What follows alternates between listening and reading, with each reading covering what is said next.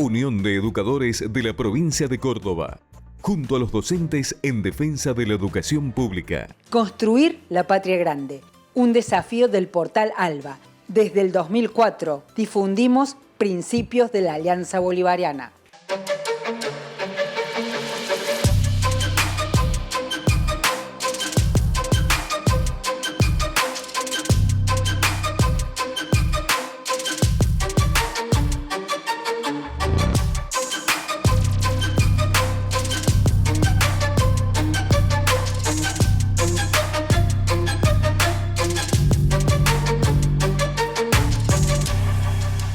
Muy bienvenidos a una nueva edición de Principio Activo Salud y Sociedad, este espacio en el que les proponemos reunirnos, discutir, reflexionar sobre las cosas que nos pasan. Un espacio en el que proponemos construir comunicación colectiva y también alternativa a esa comunicación hegemónica que responde solo a intereses de unas minorías.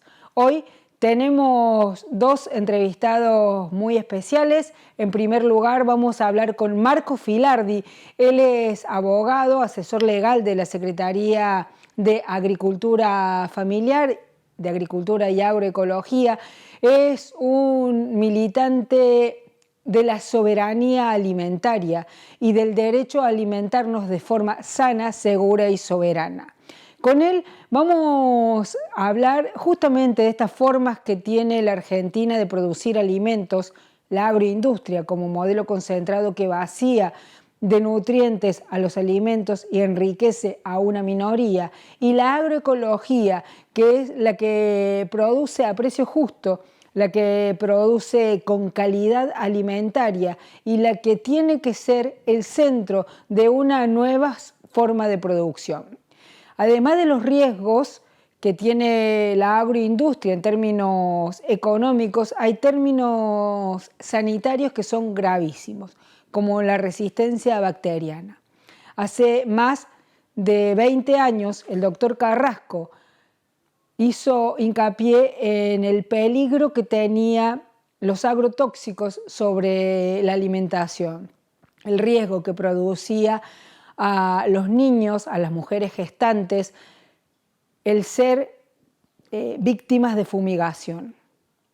Hoy la SAP, la Sociedad Argentina de Pediatría, ha dado su dictamen final donde le da la razón 20 años más tarde al doctor Carrasco, y a nosotros nos parte el corazón saber cuántas vidas se perdieron en esos 20 años que no se quiso escuchar, y nos da alegría saber que hay un dictamen favorable para que la agroindustria y los agrotóxicos tengan un freno. Pero los dejo con el doctor Marco Filardi. Este modelo agroindustrial dominante depende de los agrotóxicos, de los fertilizantes sintéticos, de los transgénicos y de los antibióticos, nos está enfermando y nos está matando, tanto en el campo como en la ciudad. Si vamos en primer lugar a los agrotóxicos, decíamos anteriormente, Argentina utiliza una media de 525 millones de litros de agrotóxicos por año, de mínima, esa cifra debiera actualizarse, y aún hoy no tenemos cifras oficiales, ¿no? Es decir, no tenemos una cifra oficial del Estado que nos diga cuánto se usa por año de agrotóxicos. Pero hablamos de uno de los países que más utiliza en el mundo y el que más utiliza per cápita, por persona en el mundo. Esos agrotóxicos están creando un aumento de los cánceres, porque muchos de ellos son cancerígenos, entre ellos el más usado, que es el glifosato, que es un probable cancerígeno, según reveló la propia Organización Mundial de la Salud, pero otros son, digamos, abiertamente cancerígenos, ¿no?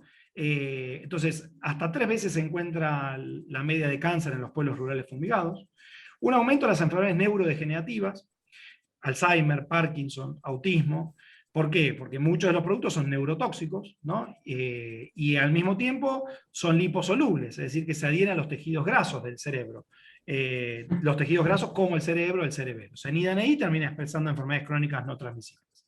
En tercer lugar, enfermedades respiratorias, enfermedades de la piel, enfermedades de los ojos, abortos espontáneos, trastornos de fertilidad, y esto tiene que ver con la disrupción endocrina, ¿no? Muchos son disruptores endócrinos, alteran todo el sistema hormonal del cuerpo, entonces termina expresando hipotiroidismo, pero también alteraciones hormonales que afectan la capacidad reproductiva de las parejas y llevan a abortos espontáneos, ¿no?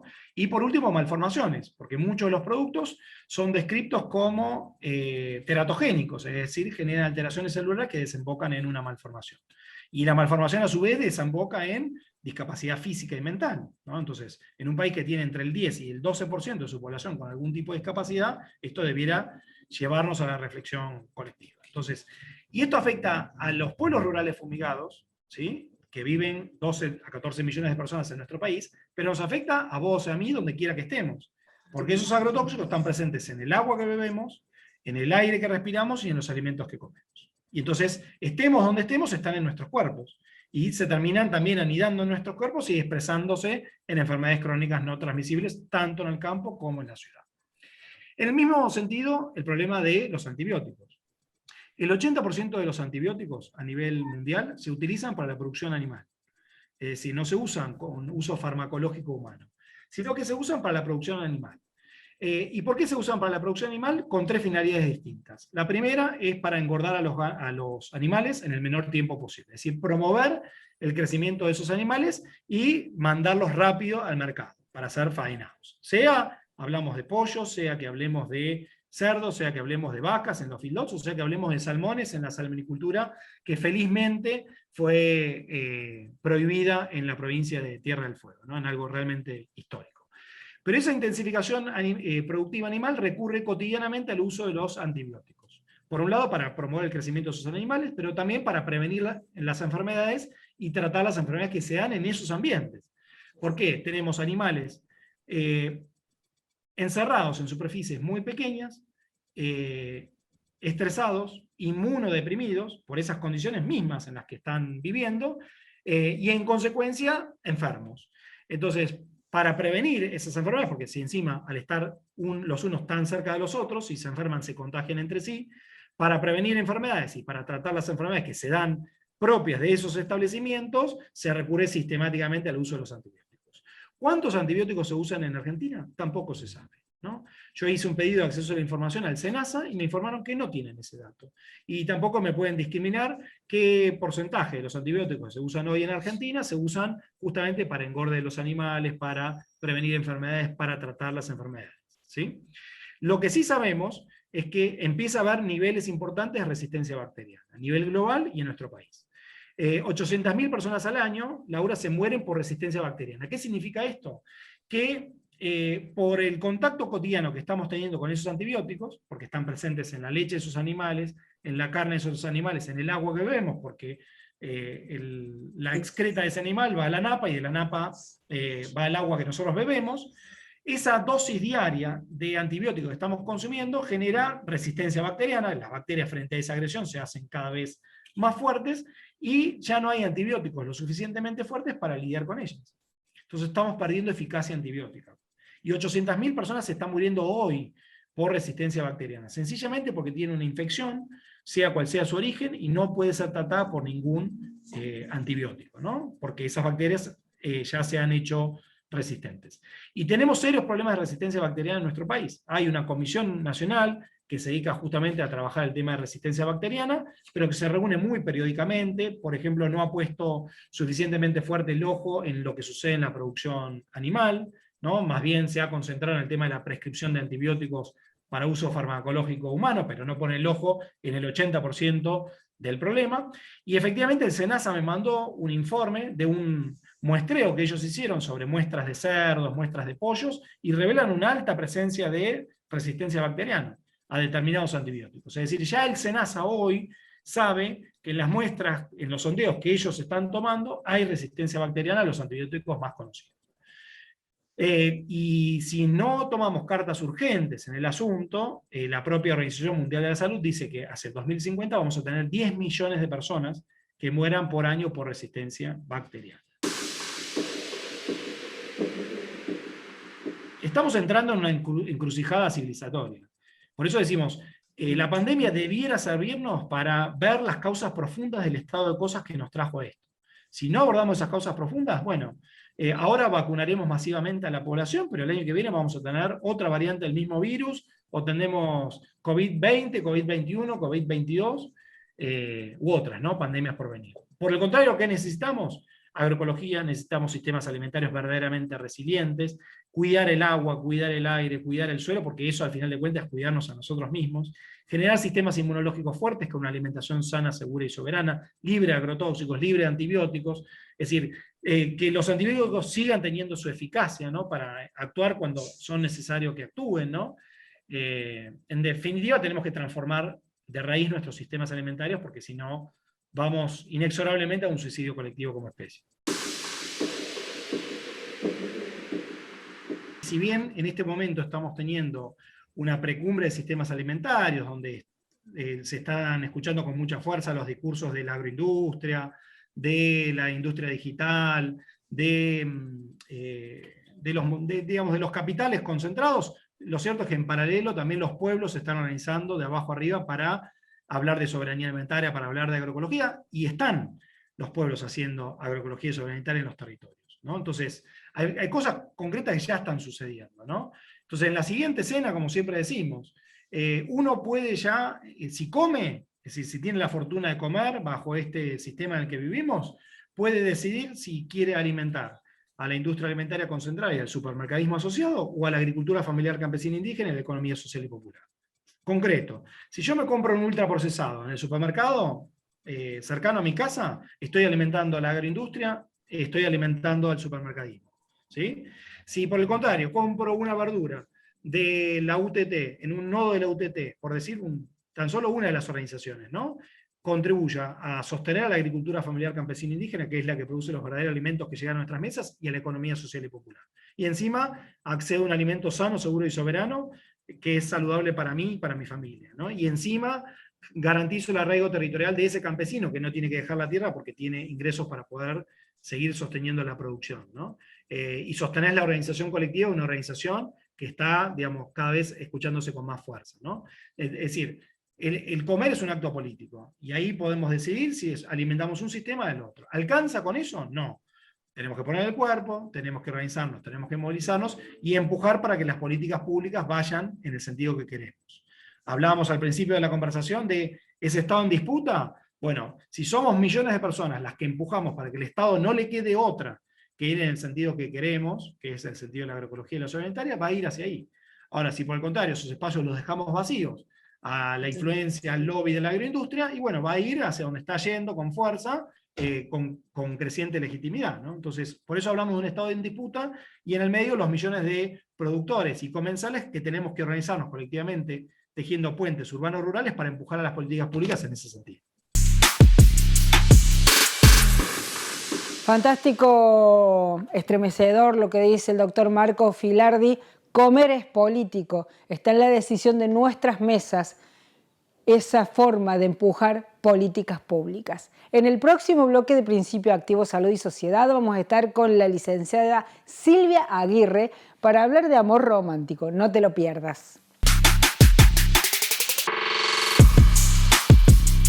Unión de Educadores de la Provincia de Córdoba, junto a los docentes en defensa de la educación pública. Obra social del personal de la industria gráfica de la provincia de Córdoba. Defendemos el sistema solidario de atención de la salud. La salud es un derecho, no un negocio. Tengo una propuesta súper interesante para ustedes. Carnes Vikingo, la mejor carne de las Sierras Chicas. Si vas por la E53, una parada obligada. Segundo bloque de Principio Activo Salud y Sociedad. Le habíamos prometido una entrevista con Silvia Aguirre. Ella es psicóloga, sexóloga altamente reconocida en nuestro medio, sobre su trabajo con perspectiva de género, y con ella vamos a hablar del amor romántico, qué significa y qué les pasa a los hombres cuando entramos en esta construcción. La escuchamos. El amor romántico lo que tenemos que ver es que es una construcción social. No es que el amor se tenga que sentir de esa manera, que es el amor Disney, ¿no es cierto?, como nos enseñaron en Disney. No tiene por qué sentirse de esa manera, no es el único amor, no es la mejor forma de amor y sobre todo es bastante poco saludable.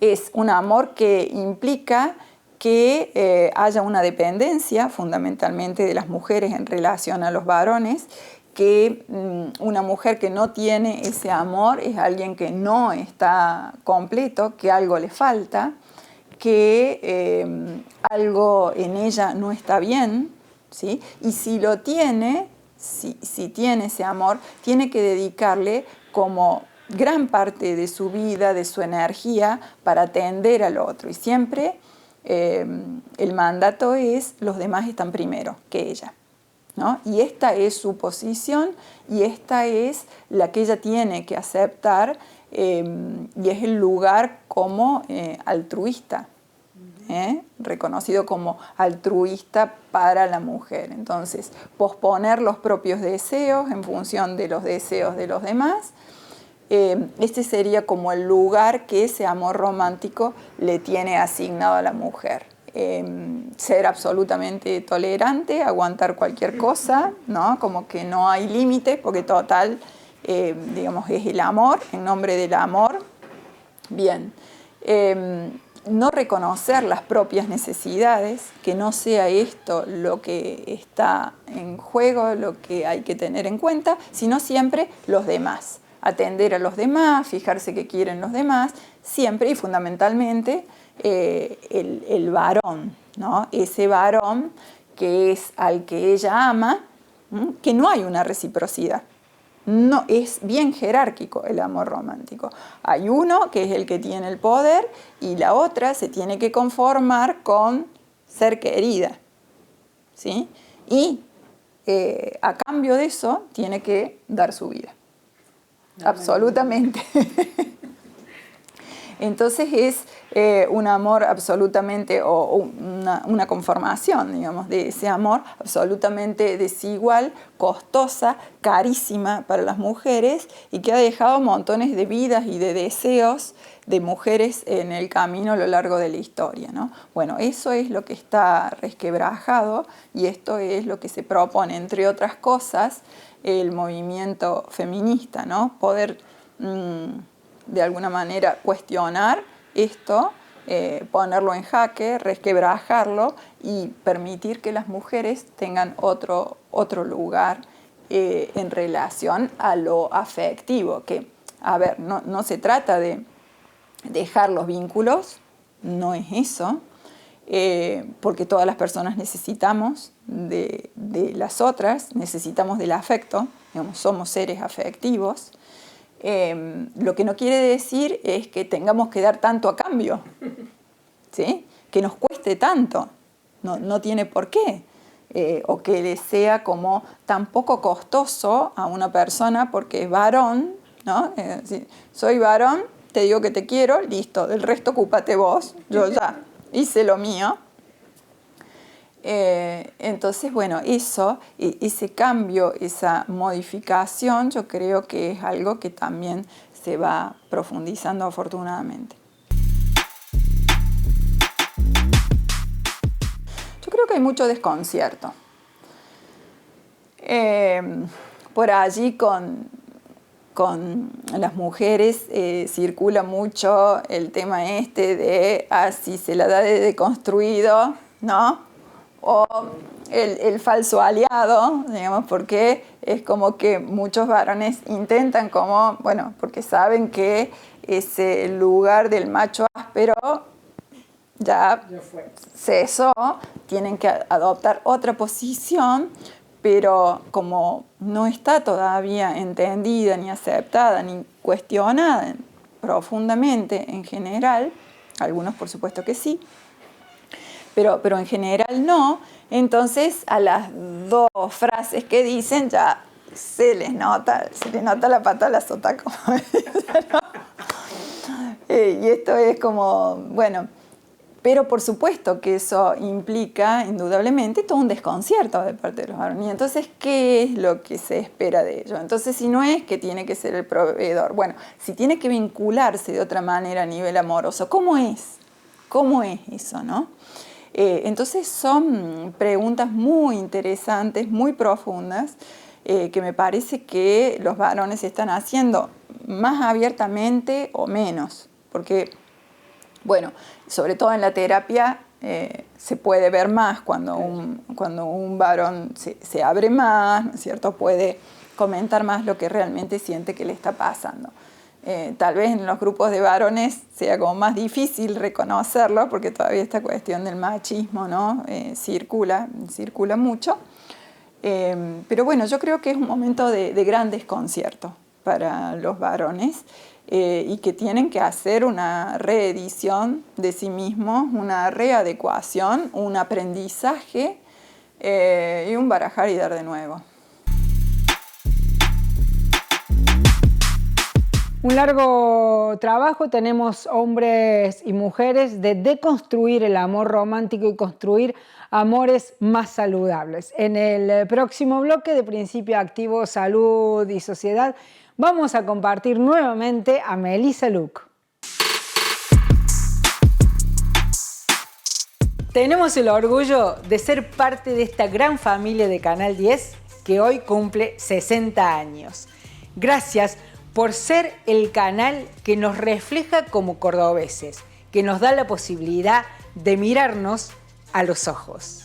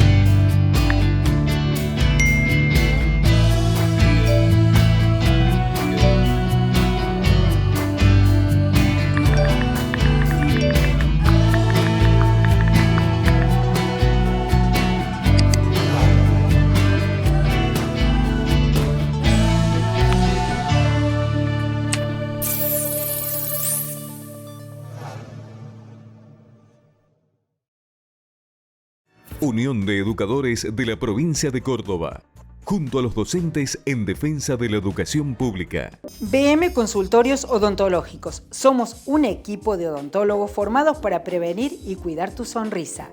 Te cuidamos, nos cuidamos. Obra social del personal de la industria gráfica de la provincia de Córdoba. Defendemos el sistema solidario de atención de la salud. La salud es un derecho, no un negocio. Seguimos en Principio Activo, Salud y Sociedad, el último bloque, siempre a cargo de nuestra magíster Melissa Luque, para hablar de economía feminista, este enfoque que nos permite completar la mirada. La escuchamos.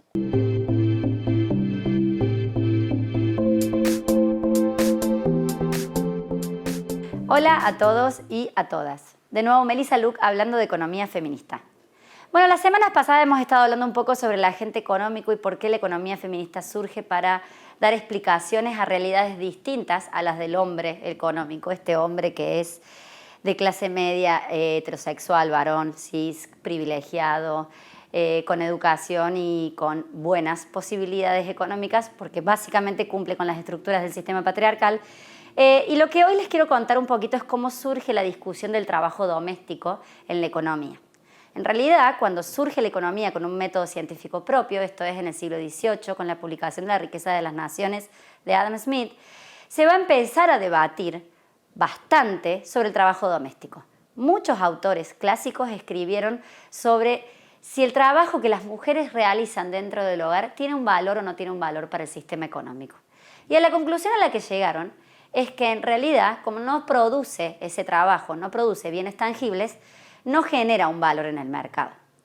Claramente esa discusión se saldó en el siglo XVIII de esta forma y hasta el siglo XX no volvió a debatirse realmente en términos académicos esto. Y lamentablemente se hizo primero a partir de algunos varones, hombres, que querían demostrar que en realidad la razón por la cual las mujeres nos dedicamos a las tareas de cuidado es por nuestra condición biológica de poder parir. Y tratando de justificar eso, se crearon varias teorías que hicieron que muchas mujeres economistas de la época se indignaran. De hecho, la economía feminista surge de un grupo de economistas que no se consideraba feminista.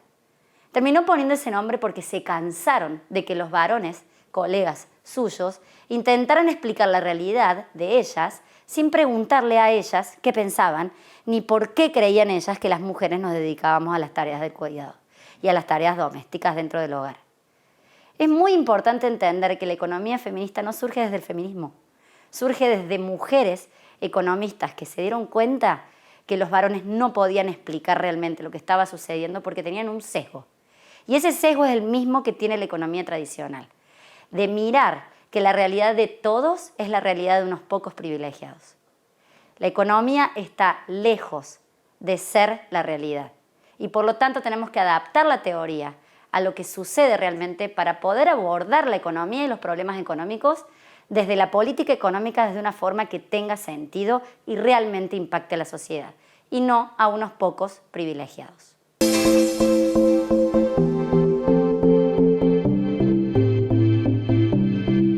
En el mes de junio se festeja el Día del Periodista en la Argentina y también en Venezuela, ambos días vinculados a la inauguración del primer medio patriótico que daba lugar a la voz del pueblo y ponía una oposición a las voces oligárquicas que querían distorsionar la realidad y confundir a las mayorías.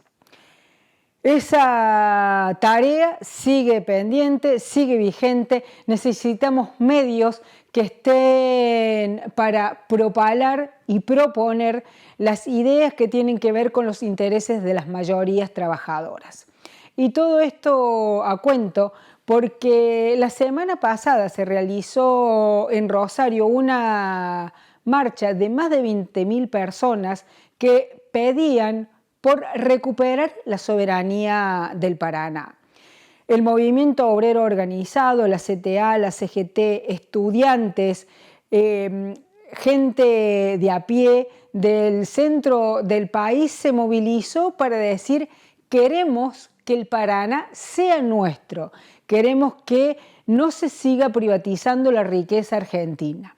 Recordamos, en este programa lo hemos hablado muchas veces, que por el puerto del Paraná, que hoy está en un estado límbico, por decir, porque se venció la concesión que dio Menem, nada más ni nada menos, y era el momento de recuperar la soberanía sobre nuestros puertos, pero aún no se toma la decisión y se dilata. Hay una propuesta de reprivatizar y reconcesionar a los que siguen hoy a cargo de la administración del puerto. Los argentinos no queremos eso y los argentinos y las argentinas necesitamos saber que no solo que es posible, sino que es fundamental recuperar la soberanía en el Paraná, que tenemos los profesionales capaces de manejar puertos, que tenemos todo lo necesario para que la soberanía no sea una palabra, sino que sea una realidad. Lo dijimos muchas veces, por el puerto se va toda la riqueza de nuestra patria. Todos los granos que se producen en la Argentina, su gran mayoría, no nos alimentan ni nos enriquecen porque se fugan por ese cono de sombras que es el puerto que no nos pertenece. Para navegar nuestros ríos tenemos que pagar peaje a empresas extranjeras. No es justo, no es necesario, porque tenemos las condiciones para recuperar la navegabilidad de nuestros ríos, para recuperar el orgullo nacional y para recuperar el dominio de lo que es nuestro. Para salir adelante necesitamos saberlo y necesitamos defenderlo. Nadie puede defender ni amar lo que no conoce. Por eso acá queremos reivindicar esa marcha que quedó silenciada en los grandes medios hegemónicos, que nosotros la traemos para compartirla con ustedes, para que sepamos todos que hay muchos argentinos y argentinas que estamos defendiendo la soberanía de nuestra patria y que estamos dispuestos a todo para que esa soberanía sea, como dice la Constitución, un derecho del pueblo.